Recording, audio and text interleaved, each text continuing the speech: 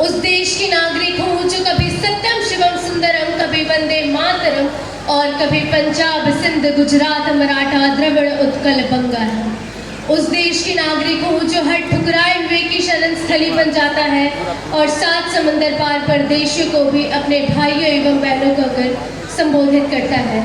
यही प्रेम की पूज्य भूमि भारतवर्ष कहलाता है, भारतवर्ष कहलाता है।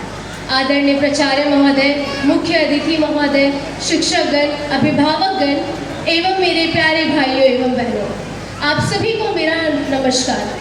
आज मैं आस्था सोनी 11वीं मानविकी की छात्रा गणतंत्र दिवस के शुभ उपलक्ष्य पर अपने कुछ विचार प्रकट करने जा रही हूँ।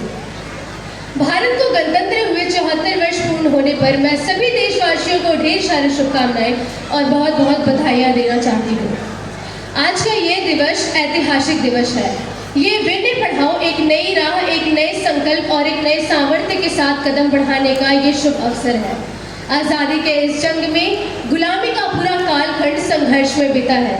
हिंदुस्तान का कोई कोना ऐसा नहीं था, कोई काल ऐसा नहीं था जब देशवासियों ने सैकड़ों सालों तक गुलामी के खिलाफ जंग न किया हो, जीवन न खपाया हो, यातनाएं न लिया हो, आहुति न दी हो। आज हम सभी देशवासियों के लिए ऐसे हर महापुरुष को, हर त्यागी को, हर बलिदानी को नमन करने का शुभ अवसर है। उनका रंग स्वीकार करने का भी अवसर है।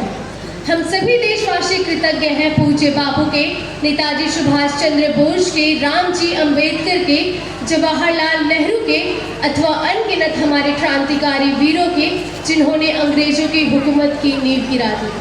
आज शायद इन्हीं महापुरुषों के कारण हमारे देश का संविधान बनकर तैयार हुआ।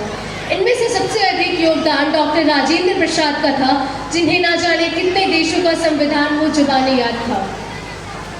भारत को गणतंत्र हुए 75 वर्ष पूर्ण होने पर आज हमारे देश के लिए ये बहुत ही महत्वपूर्ण दिन है।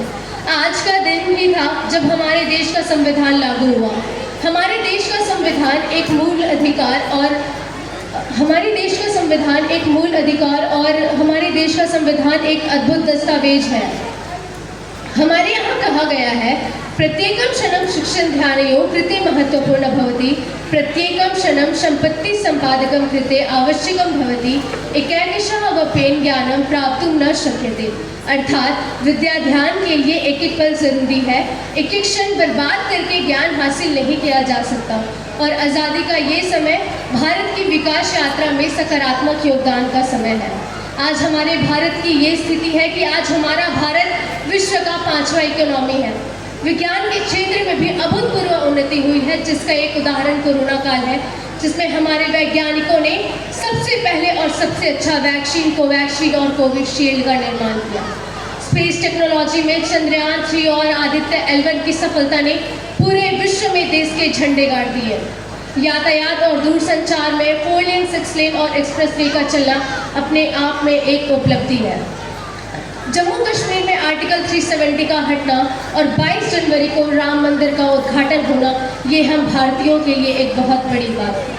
हमारी प्राचीन सभ्यता पुनर्स्थापित हुई, श्री राम राज्य की कल्पना पुनर्जीवित हुई। पहले भारत की पहचान ताजमहल के रूप में होती थी, पर अब तो ये श्री राम जन्मभूमि के रूप में होती है। विश्व मानस पटल पर श्री राम जन्मभूमि के रूप में होती है। अटल बिहारी वाजपेयी जी ने शायद ये कहा था कि भारत किसी भूमि का टुकड़ा नहीं है, एक जीता जागता राष्ट्र पुरुष है। अटल जी ने कहा था कि ये वंदन की धरती है, अभिनंदन की धरती है, ये अर्पण की भूमि है, ये तर्पण की भूमि है। हम जिएंगे तो इस भारत के लिए और मरेंगे तो इस भारत के लिए, और मरने के बाद भी गंगा जल में बहती हुई हमारी अस्थियों को कोई कान लगाकर सुनेगा तो एक ही आवाज आएगी, भारत।